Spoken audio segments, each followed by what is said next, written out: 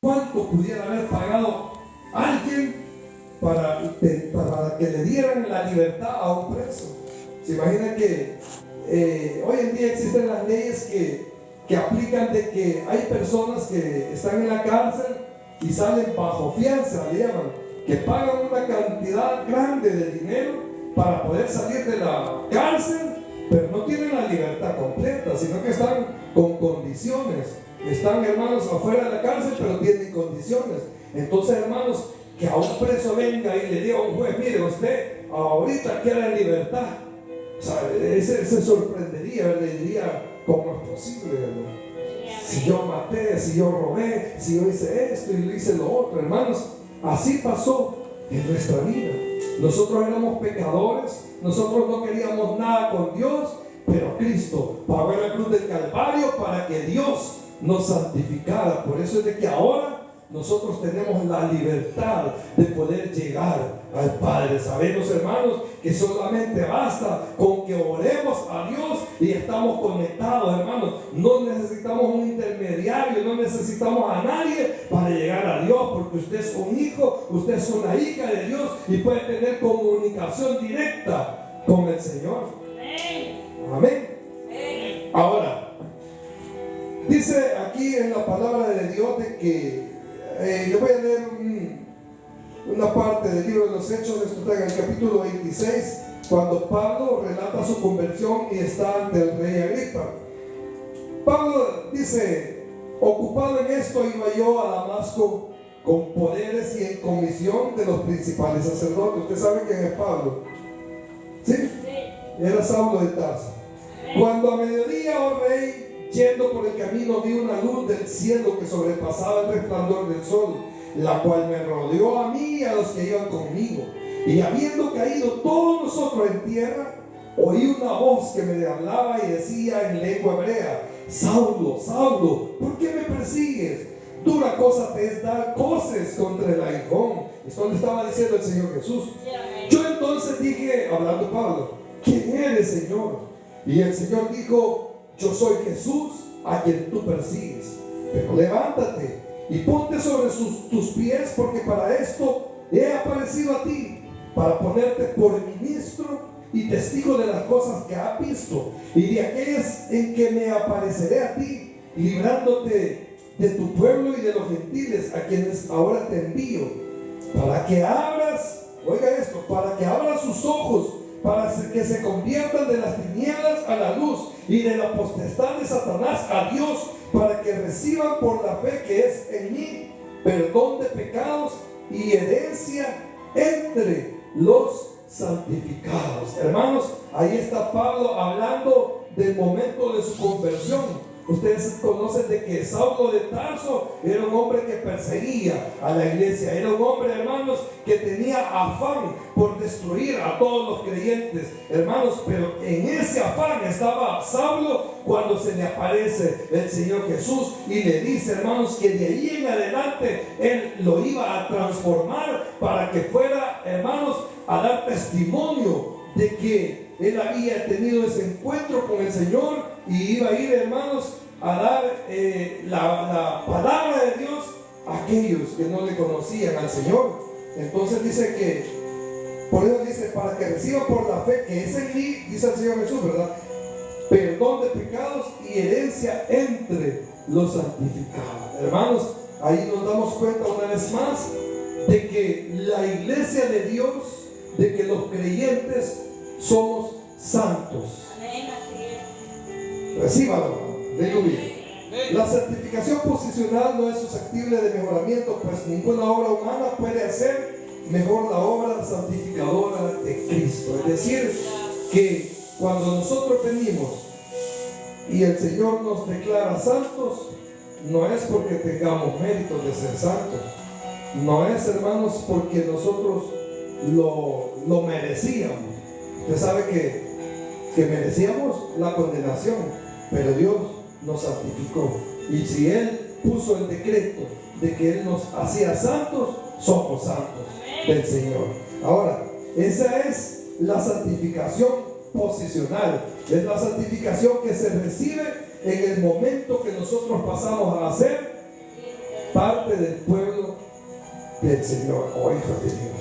Ahora, después viene otro tipo de santidad que se llama la santidad progresiva. Y ojo, oiga esto, porque la santidad progresiva sí ya tiene que ver con nuestras actitudes. La santidad progresiva, hermanos, ya está en nuestras manos, en que nosotros la desarrollemos. Si la santificación posicional es un estado que se alcanza por un decreto de Dios, la progresiva viene a ser la aplicación diaria y práctica de la verdad de ser apartados para Dios. Es decir, de que cuando nosotros nos damos cuenta que Dios nos santificó, ahora tenemos una responsabilidad, no solamente, hermanos, con Dios, sino con el que nos rodea, con aquellos que nos ven. Por eso la palabra dice que nosotros somos cartas leídas, que nosotros, hermanos, vamos a estar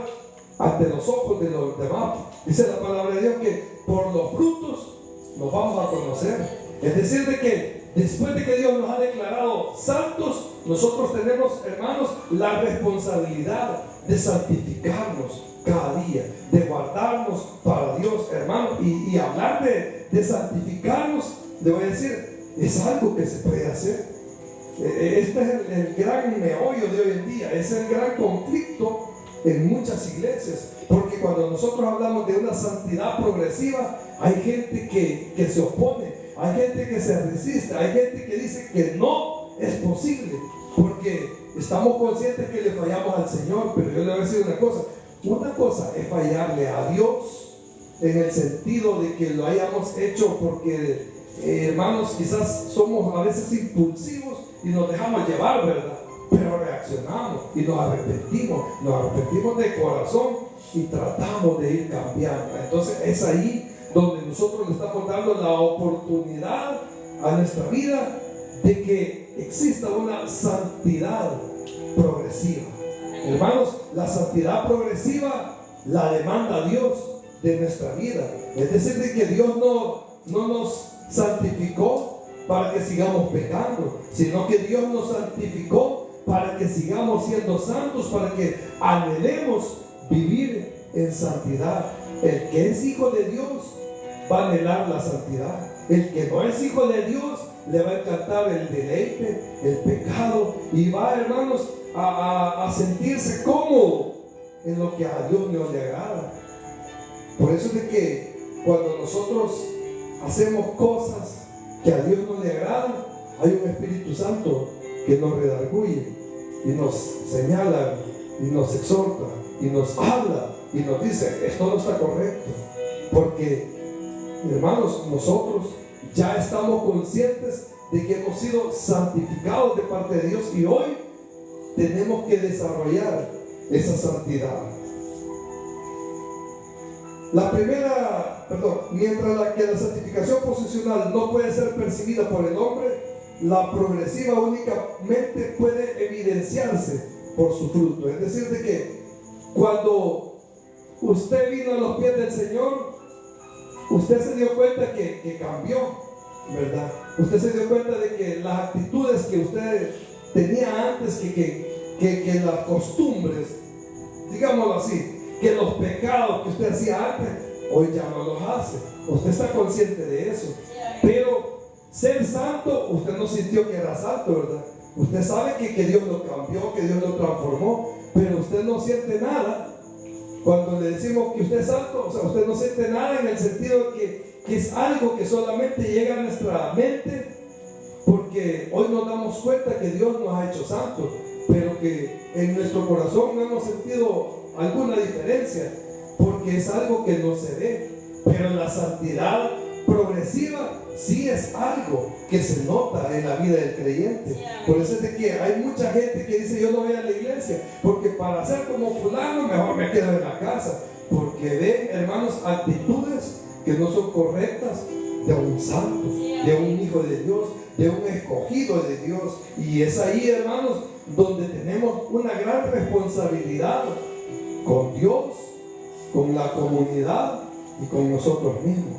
Con Dios, porque a Dios, hermanos, dice la palabra que no lo podemos burlar.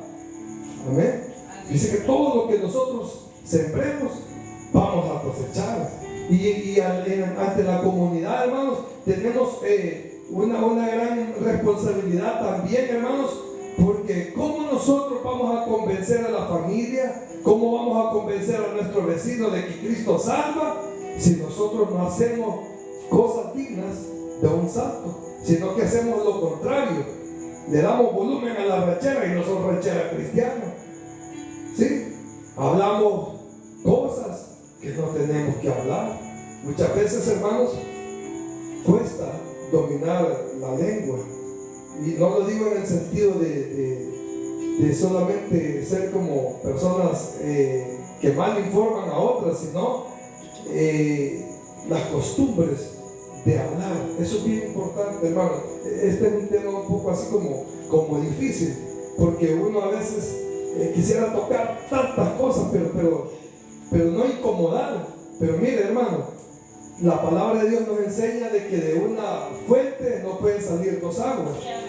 O sale agua dulce o sale agua amarga. Entonces, así es nuestra vida, y nuestra boca más todavía. Es decir, que si nosotros alabamos a Dios, la boca la vamos a ocupar para alabar y para bendecir. Entonces no vamos a ocupar la boca para decir palabras que no son de un santo, ¿verdad?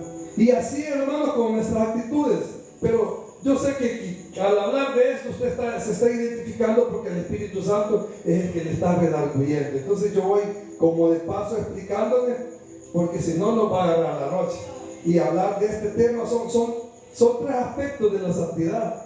Ya vamos por el aspecto de la santidad progresiva. Me salté bien rápidamente lo que es la santificación posicional, para que no se me vaya a dormir, para que no se me vaya a desesperar. Se lo voy, hermanos, enseñando así un poco rápido. Entonces, en la santidad progresiva tenemos unos ejemplos que nos habla la palabra de Dios, para que nosotros los podamos evidenciar.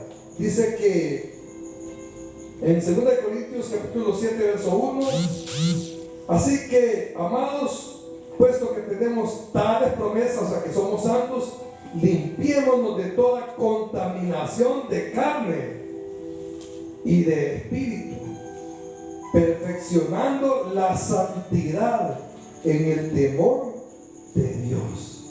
Es decir, de que un hijo de Dios no va a ser el que era hace 3 años, ya no va a ser hoy el mismo de hace 3 años, pero tenemos que haber cambiado.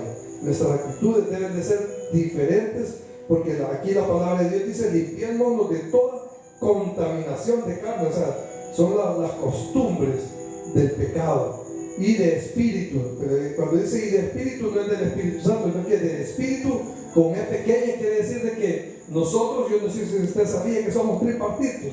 Tenemos cuerpo, alma y espíritu. El cuerpo es esta carne mortal, es esto que se va a podrir.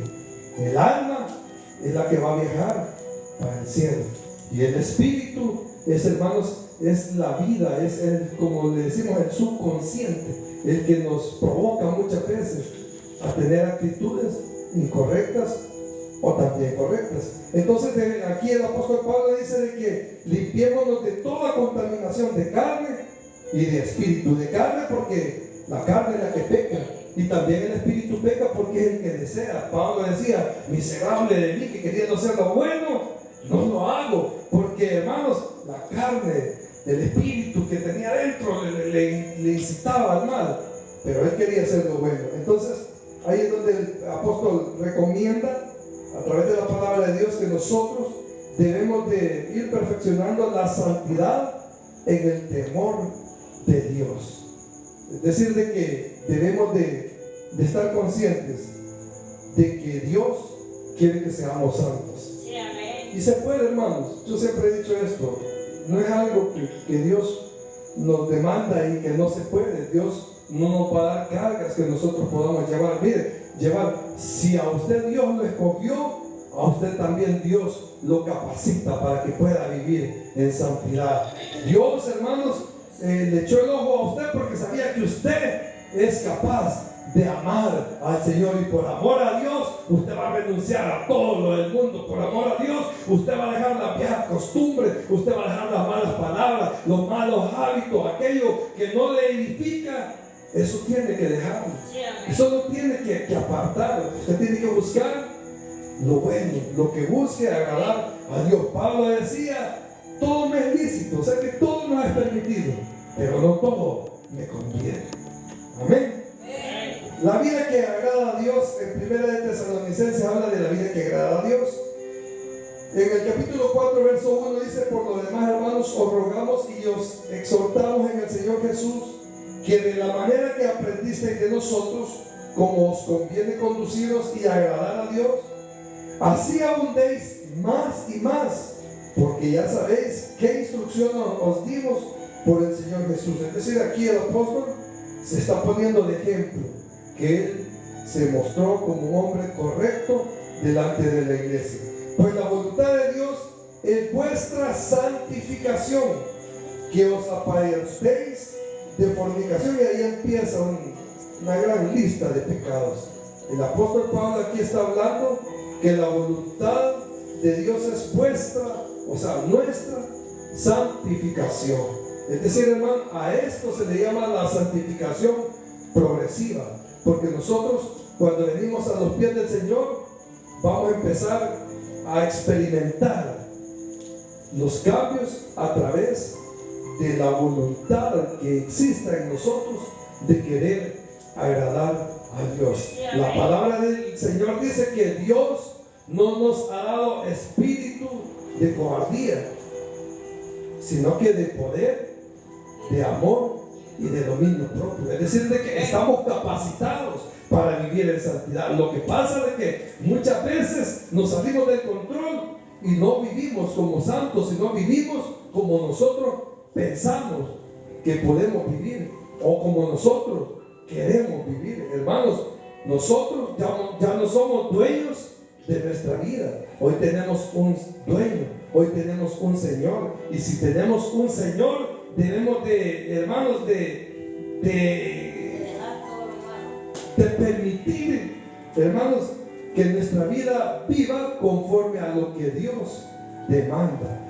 Y no es fácil vivir, hermanos, no es difícil santificarse. Cuando uno, hermanos, se santifica para Dios, cuando uno se aparta para Dios, cuando uno quiere sentir la presencia del Espíritu Santo, cuando uno quiere tener la seguridad, hermano, de que usted va para el cielo, cuando usted quiere tener el respaldo de Dios, cuando usted quiere tener la autoridad de Dios, hermano, uno se inspira y vive santo para Dios. Y va a venir la tentación y no le vamos a poner a prestar nuestra mirada a la tentación. Y va a venir, hermano, con un ofrecimiento de este lado y no le vamos a dar oportunidad, porque estamos viendo el blanco perfecto que se llama Jesucristo. Hermano, es ahí cuando nosotros, lejos de sentir que cuesta vivir en santidad, nosotros nos vamos a deleitar cuando nos apartamos para Dios. La santificación progresiva se da a lo largo de toda la vida del cristiano. Ella se produce por medio de la palabra. En el Salmo 119 dice: ¿con qué limpiará el joven su camino? La respuesta la da en el mismo verso: con guardar tu palabra. Pero cuando dice ¿con qué limpiará el joven su camino?, no quiere decir que solo es para el joven. Esto es para todos, porque el llamado de Dios no es solo para niños, no solo es para jóvenes, no solo es para adultos mayores, es para todo aquel que creyó en Jesucristo y quiere ser salvo. Entonces, hermanos, uno de los métodos que Dios nos da para santificarnos es su palabra.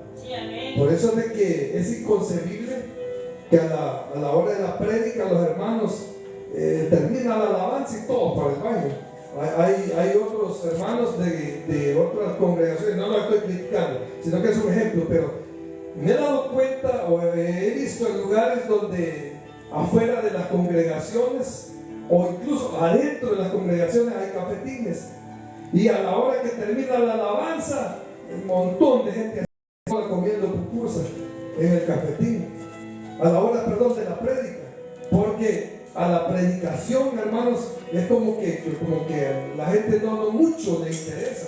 pero la predicación es bien importante. Tanto la ofrenda que usted trae de alabanza le importa a Dios, también a Dios le importa que usted aprenda de la palabra de Dios, porque de lo contrario, ¿cómo lo vamos a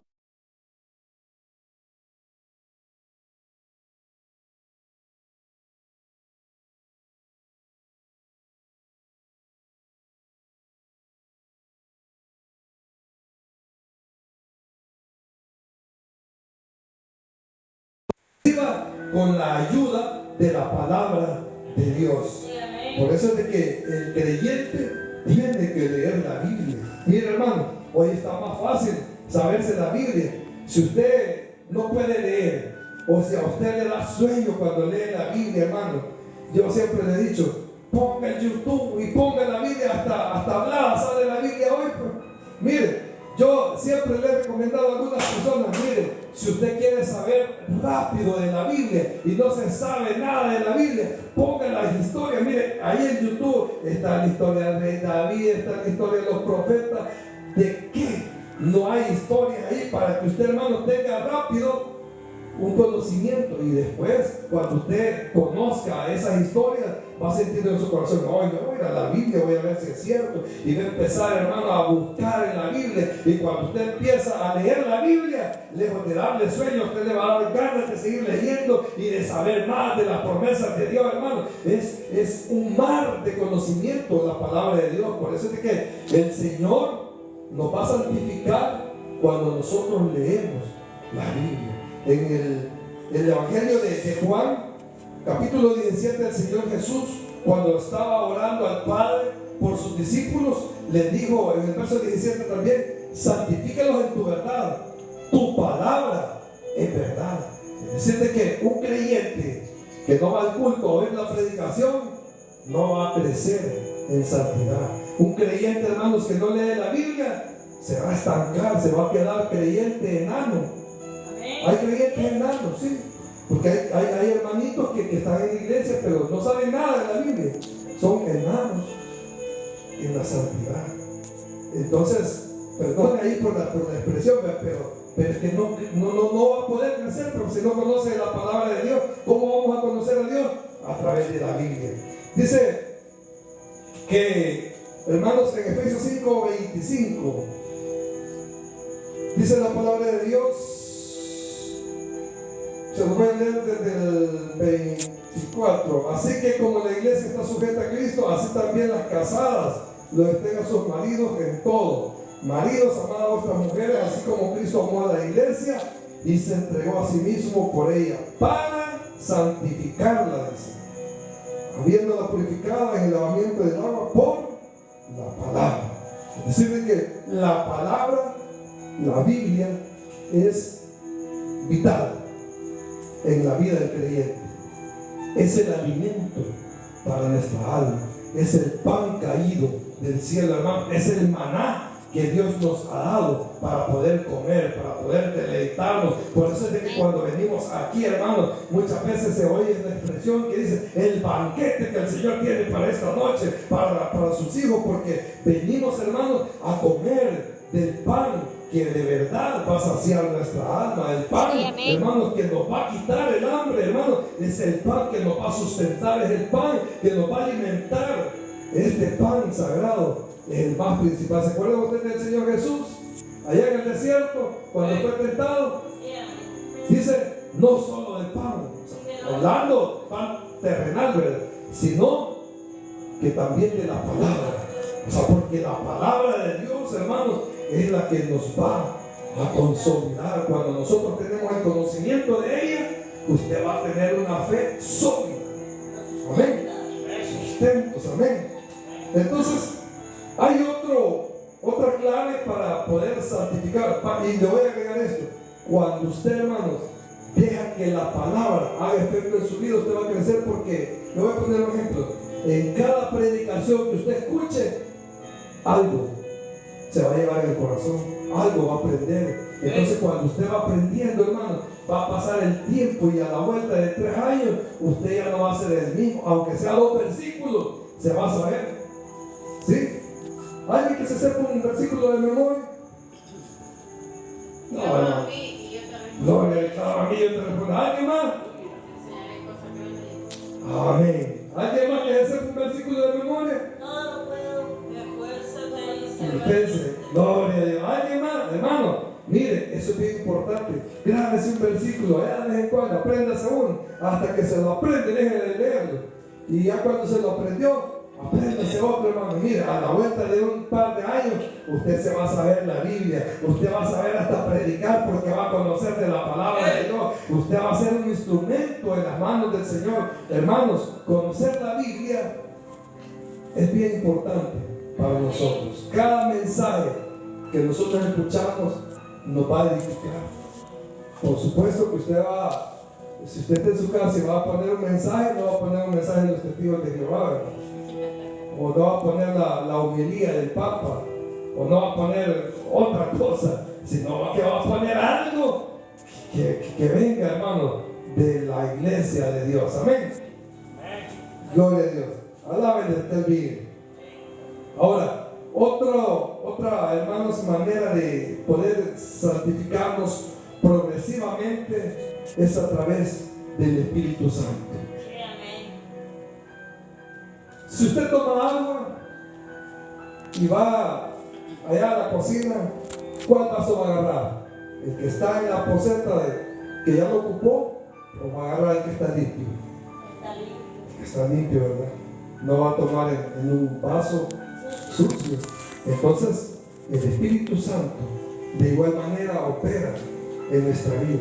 Si nosotros estamos sucios, el Espíritu Santo, hermano, no va a poder operar en nosotros. Debemos de estar limpios para Dios, para ser instrumentos de Él, para que Él, hermano, nos pueda santificar. Debemos de apartarnos, debemos de consagrarnos para el Señor. Eso es lo que significa santificación. Es algo o alguien apartado para Dios, hermanos. Es algo o alguien consagrado para Dios. Eso es lo que significa santificación. Entonces, dice Romanos, y esto lo leímos hace poco en una prédica, Romanos 8:13: porque si vivís conforme a la carne, moriréis, mas si por el Espíritu hacéis morir las obras de la carne, viviréis. Decir, hermanos, de que el Espíritu Santo, buscar la presencia del Espíritu Santo, también es vital en nuestra vida. Un creyente sin el Espíritu Santo es un creyente derrotado, porque va a venir un endemoniado y en vez de echar fuera demonios, se le van a meter los demonios, ¿sí? Porque va a venir un enfermo y va a querer orar por el enfermo, y en vez de que sane, se le va a morir. Hermano, un creyente que no tiene la llenura del Espíritu Santo es seco. Viene el culto y no se goza. Está la palabra, tampoco es peor, se duerme. Un creyente que no tiene el Espíritu Santo, hermano, se aburre en el culto, le aburre todo. Hermano, vamos a poner una película cristiana, qué aburrido. Hermano, vamos a ir a predicar a tal país, qué aburrido. Y todo lo que tiene que ver con la obra de Dios le aburre, porque no tiene el Espíritu Santo, está seco. Entonces, es bien importante que dejemos que el Espíritu Santo esté siempre en nuestra vida para que nosotros podamos crecer en la santidad. Si no tenemos el Espíritu Santo, hermano, de repente vamos a explotar. ¿Ha oído usted que hay cristianos impulsivos, ¿verdad? Nosotros muchas veces hemos caído en esa trampa del enemigo, de que de repente, como decimos, somos de mecha corta. ¿Pero por qué somos de mecha corta?